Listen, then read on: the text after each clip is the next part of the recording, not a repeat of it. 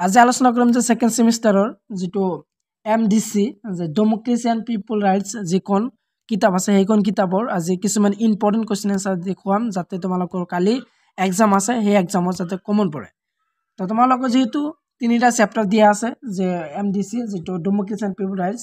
তিনিটা চেপ্টাৰৰ ভিতৰত তোমালোকৰ প্ৰথম চেপ্টাৰটো যে গণতন্ত্ৰৰ বিষয়ে আলোচনা ইতিমধ্যে এইটো আলোচনা কৰিছো তো এইটোৰ সম্পূৰ্ণ আনসাৰ তোমালোকৰ ডেসক্ৰিপচনত দিয়া আছে তাৰপৰা চাই ল'বা তাৰপিছত আজি আলোচনা কৰিম দ্বিতীয় নম্বৰ চেপ্টাৰ যে সংবিধান নাগৰিকত্ব আৰু যুক্তৰাজ্যবাদ আৰু তৃতীয় নম্বৰ যে গণতন্ত্ৰ আৰু ভাৰতৰ গণ অধিকাৰ তো ইয়াৰে তোমালোকৰ যে দ্বিতীয় আৰু তৃতীয় নম্বৰ চেপ্টাৰৰ আজি 5 নম্বৰ বা 10 নম্বৰ প্ৰশ্নৰ উত্তৰখিনি তোমালোকক আজি দেখুৱাম তো তোমালোকে ভিডিও স্কিপ নকৰি ভিডিও একলৈ চাই থকা তো তোমালোকে যে প্ৰথমত তোমালোকে শিকিবা যে তোমালোকৰ কোনখিনি ইম্পৰ্টেন্ট হয় তো এইখিনি তোমালোকে চাই লোৱা তো তোমালোকে চাই লবা যে প্ৰথমত তোমালোকে শিকি যাবা যে কালি এক্সামিনেশনৰ কাৰণে যে ৰচনাধনী প্ৰজেক্টৰৰ ভিতৰত 80 নম্বৰ যিখন পেজ নম্বৰ দিয়া আছে যে সংবিধান কাক বোলে আধুনিক ৰাষ্ট্ৰত সংবিধানৰ গুৰুত্বৰ বিষয়ে আলোচনা কৰা তো এইটো ইম্পৰ্টেন্ট হয় তোমালোকৰ কালি এক্সামিনেশনৰ কাৰণে 5 নম্বৰ বা 10 নম্বৰ প্ৰশ্ন আহিব পাৰে এই প্ৰশ্নটোৰ তো এনসাৰখিনি তোমালোকে চাই লবা এনসাৰটো সম্পূৰ্ণখিনি তোমালোকক দিয়া আছে তো তোমালোকে এনসাৰখিনি সম্পূৰ্ণ তোমাৰ ভালদৰে শিকি যাবা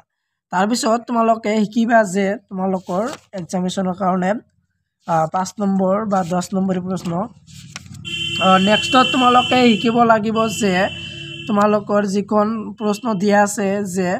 পেজ নম্বৰ 87 যেটো 5 নম্বৰ প্ৰশ্ন বলে নাগৰিকত্বৰ সংজ্ঞা দিয়া নাগৰিকত্বৰ লাভ কৰাৰ উপায় আৰু নাগৰিকত্বৰ লোপ পোৱাৰ কাৰণ সমালোচনা কৰা এই প্ৰশ্নখন তোমালোকে শিকি যাবা ইয়াৰ এনসাৰটো তোমালোকে চাই লবা এনসাৰটো যেতে দিয়া আছে ইয়াৰ পৰা চাই লবা তাৰপিছত নেক্সটত তোমালোকৰ শিকিব লাগিব যে তোমালোকৰ কালি এক্সামিনেশনৰ কাৰণে নেক্সটত তোমালোকৰ হল যে পেজ নম্বৰ 94 দিয়া আছে যিখন প্ৰশ্ন আছে 11 নম্বৰ যিখন প্ৰশ্ন বুলি নাগৰিকত্ব কিয় গণতন্ত্ৰৰ এক অপৰিহাৰ্য উপাদান লিখা এইখন প্ৰশ্ন কিবা আৰু তাৰ পিছত হি পিছত দিয়া আছে 12 নম্বৰ যিখন প্ৰশ্ন 12 নম্বৰ প্ৰশ্নটো হল যে তোমালোকৰ যে নাগৰিকত্ব ৰাষ্ট্ৰত গণতান্ত্ৰিক ৰাষ্ট্ৰত নাগৰিকত্বৰ দায়িত্ব বিষয় আলোচনা কৰা তো এইখন প্ৰশ্ন তোমালোকৰ শিকিব লাগিব এই প্ৰশ্নটো শিকি যাবা তাৰ পিছত তোমালোকে শিকিবা যে এইখন চেপ্টাৰৰ তো ইয়াৰ চেপ্টাৰৰ তোমালোকৰ দ্বিতীয় নম্বৰ চেপ্টাৰৰ আৰু 5 নম্বৰী প্ৰশ্ন শিকিবা যে 5 নম্বৰী যেটো পেজ নম্বৰটো তোমালোকৰ 79 পেজত দিয়া আছে যে দুটা প্ৰশ্ন একেলগে যে ভাৰতবৰ্ষৰ এখন অৰ্ধযুক্তৰাষ্ট্ৰীয় মন্তব্য দিয়া এইখন প্ৰশ্ন শিকিবা আৰু 12 নম্বৰ যে বহুতত্ববাদ হিচাপে যুক্তৰাষ্ট্ৰবাদৰ বিচাৰ কৰা তো এই প্ৰশ্ন দুখন শিকি যাবা তাৰ পিছত শিকিবা যে এইখন চেপ্টাৰৰ আৰু এখন প্ৰশ্ন শিকিব লাগিব যে তোমালোকৰ যে লিখিত আৰু অলিখিত সংবিধানৰ পাৰ্থক্য লিখা তো লিখিত আৰু অলিখিত সংবিধানৰ পাৰ্থক্য তোমালোকৰ আহিব 5 নম্বৰী প্ৰশ্ন কাৰণ এটো শিকি যাবা এতিয়া তোমালোকে চাই লোৱা যে 3 নম্বৰ চেপ্টাৰৰ যেটো হেকৰ যেটো চেপ্টাৰ দিয়া আছে তোমালোকৰ MDC যেখন subject ডেমোক্ৰেসি and people rights যেহেতু এইখন পেপাৰত তোমালোকৰ যে 45 মাৰ্কছৰ এক্সাম হ'ব আৰু তোমালোকৰ টাইম দিয়া থাকিব 2 আৱাৰ্স তো শৰ্ট কোশ্চেন কিন্তু তোমালোকৰ গোটেইবিলাক ইম্পৰ্টেন্ট হয় গোটেইখিনি তোমালোকে স্ক্ৰিনশ্বট মাৰি ল'বা এইটো ইম্পৰ্টেন্ট হয় 3 নম্বৰ চেপ্টাৰৰ তো ইয়াৰ তোমালোকৰ যে লং কোশ্চেন খিনি তোমালোকে চাবা যে যেটো 105 নম্বৰ পেজত যেটো 12 নম্বৰ বুলি প্ৰশ্নটো দিয়া আছে এমজি এনৰেকাৰ উদ্দেশ্যসমূহ কি তো এমজি এনৰেকাৰ উদ্দেশ্যসমূহ কি তো এইটো শিকিবা তো ইয়াৰ আনসাৰ কিন্তু তোমালোকে চাই লোৱা তো ইয়াৰ আনসাৰটো আৰু দিয়া আছে তোমালোকে যেহেতু পয়েন্ট আউট কৰি দিয়া আছে পয়েন্ট কিন্তু তোমালোকে শিকি যাবা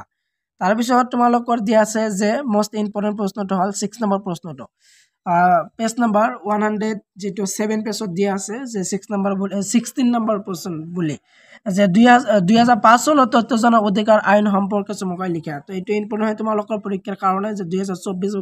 বৰ্ষত যোৱা বৰ্ষত আহিছিল যে তথ্য জনা অধিকাৰ সম্পৰ্কে চমুকৈ আলোচনা কৰা এই প্ৰশ্নটো আহিছিল এই প্ৰশ্ন অত্যন্ত গুৰুত্বপূৰ্ণ তোমালোকৰ এক্সামিনেশনৰ কাৰণে তো তোমালোকৰ যে যেহেতু তোমালোকৰ বেছি কমন পাবা যে তোমালোকৰ যেটো যোৱা বৰ্ষৰ যিখন কোশ্চেন পেপাৰ আছে প্ৰিভিউ কোশ্চেন আছে ইয়াৰ পৰা তোমালোকে তাৰ পৰা তোমালোকৰ নিশ্চয় তোমালোকৰ 20 মাৰ্ক কমন পাবা তো সেই প্ৰশ্নটো এই কোশ্চেন পেপাৰটো ভালদৰে শিকিব লাগিব তোমাৰ এই প্ৰশ্নটো মই কালি এখন ভিডিও আপলোড কৰিছো এটো সলিউশন কৰি দিছো এই ভিডিওটো তোমালোকে চাব লাগিব তো তাৰ পৰা তোমালোকে বহুতেই কমন পাবা তো তাৰ কাৰণ তোমালোকে এটো চাবা তো এই ভিডিও ডেসক্ৰিপচনত লিংক দিয়া আছে এটো তোমালোকে চাই লবা যে প্ৰিভিউ যেটো 2024 বৰ্ষৰ যিখন কোশ্চেন পেপাৰ আছিল তাৰ পৰা তোমালোকে কমন পাবা এটো চাবা তাৰপিছত তোমালোকে যে 3 নম্বৰৰ ভিতৰত 3 নম্বৰ চেপ্টাৰৰ ভিতৰত তোমালোকে ৰচনাত্মক প্ৰশ্ন যেটো দিছে MGN ৰেখাৰ মূল বৈশিষ্ট্যৰ উল্লেখ কৰি ইয়াৰ গুৰুত্ব সম্পৰ্কে লিখে এইটো তোমালোকৰ ইম্পৰ্টেন্ট হয় তো এইটো তোমালোকৰ প্ৰশ্ন শিকি যাবা প্ৰশ্নটো ইম্পৰ্টেন্ট হয় তোমালোকৰ এক্সামিনেশনৰ কাৰণে খালি যেহেতু তোমালোকৰ MDC সেকেন্ড সেমিস্টাৰৰ এক্সাম আছে তো MDC এটো শিকি যাবা মোস্ট ইম্পৰ্টেন্ট হয় তাৰপিছত তোমালোকে 5 নম্বৰী বা 10 নম্বৰী প্ৰশ্ন যেহেতু আজি দেখাই আছো 5 নম্বৰ বা 10 নম্বৰ প্ৰশ্ন তোমালোকে আহিব পাৰে যে তথ্য জনাৰ অধিকাৰ আইনৰ বৈশিষ্ট্য আৰু সীমাবদ্ধতা সম্পৰ্কে আলোচনা কৰা তো তথ্য জনাৰ যেটো আইনৰ বৈশিষ্ট্য আৰু সীমাবদ্ধতা তোমালোকৰ আহিব পাৰে প্ৰশ্নটো এটো কিবা এৰ আনসাৰ কোন তোমালোকে সম্পূৰ্ণ স্ক্ৰিনশ্বট মাৰি লবা তে সম্পূৰ্ণ তোমালোকে চাই লোৱা এইবিলাক আছিল কোশ্চেন আৰু আনসাৰ তো কোশ্চেন কিয় তোমালোকৰ ইম্পৰ্টেন্ট হয় তোমালোকে এটো শিকি যাবা মোস্ট ইম্পৰ্টেন্ট প্ৰশ্নটো তোমালোকৰ পৰীক্ষাৰ কাৰণে ইয়াৰ পিছত তোমালোকে শিকিবা যে তোমালোকৰ যে 102 নম্বৰ পেজত যেটো প্ৰশ্ন বুলি দিয়া আছে তো প্ৰশ্নটো হ'ল যে 64 টকা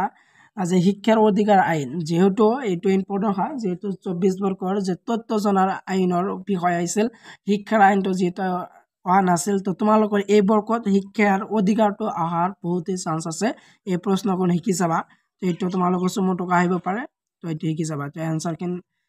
দিয়া আছে আনসাৰটো তোমালোকে চাই লবা 5 নম্বৰ বা 10 নম্বৰ বুলি প্ৰশ্নটো আহিব পাৰে তো এইখিনি আছিল আনসাৰ তাৰ পিছত তোমালোকে শিকিবা যে তোমালোকৰ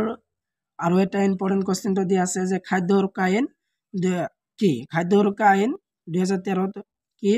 খাদ্য সুৰক্ষা আইনৰ বৈশিষ্ট্য আমাৰ আলোচনা কৰা তো খাদ্য সুৰক্ষা আইনৰ বিষয় আহিব পাৰে এৰ বৈশিষ্ট্য আহিব পাৰে তো এইটো শিকিব লাগিব তোমালোকৰ কালি এক্সামিনেশনৰ এই প্ৰশ্নটো তোমালোকে শিকিবা তো এইটো ইম্পৰ্টেন্ট হয় তোমালোকৰ আনসাৰ কিন তোমালোকে চাই লোৱা যেহেতু আনসার বিলাক তোমালোকে পয়েন্ট আউট যে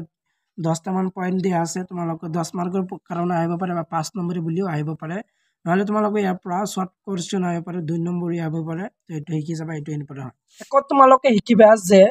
7 নম্বৰ যেটো দিয়া আছে পেজ নম্বৰ 89 যে সুনাগৰিকৰ গুণসমূহৰ কি কি আলোচনা কৰা তো হেকৰ প্ৰশ্ন এইখন আছিল তো হেকৰ প্ৰশ্নটো তোমালোকে শিকিব লাগিব এই প্ৰশ্ন শিকিবা তো যেহেতু তোমালোকৰ বেছি কমন পাবা যে তোমালোকৰ যেটো জোৱা বৰ্গৰ যে কোন কোশ্চেন পেপাৰ আছে তাৰ পৰা তোমালোকে কমন পাবা হেকন তোমালোকৰ চাবই লাগিব তো এইটো তোমালোকে ভালদৰে শিকিবা এই ভিডিও ডেসক্ৰিপচনত দিয়া আছে কোশ্চেনখন সলিউশন কৰি তো এইটো তোমালোকে চাবা আৰু এটা তোমালোকৰ ইম্পৰ্টেন্ট আপডেট হল যে এইখন পেপাৰত তোমালোকে 45 মাৰ্কছৰ এক্সাম হ'ব তো টাইম দিয়া থাকিব কিমান 2 আৱাৰ্স তো 45 মাৰ্কছৰ এক্সাম হলে তোমালোকৰ 2 আৱাৰ্স টাইম দিয়া থাকিব তো যেহেতু দ্বিতীয় আৰু তৃতীয় আজি আলোচনা কৰিলো চেপ্টাৰত প্ৰথম চেপ্টাৰত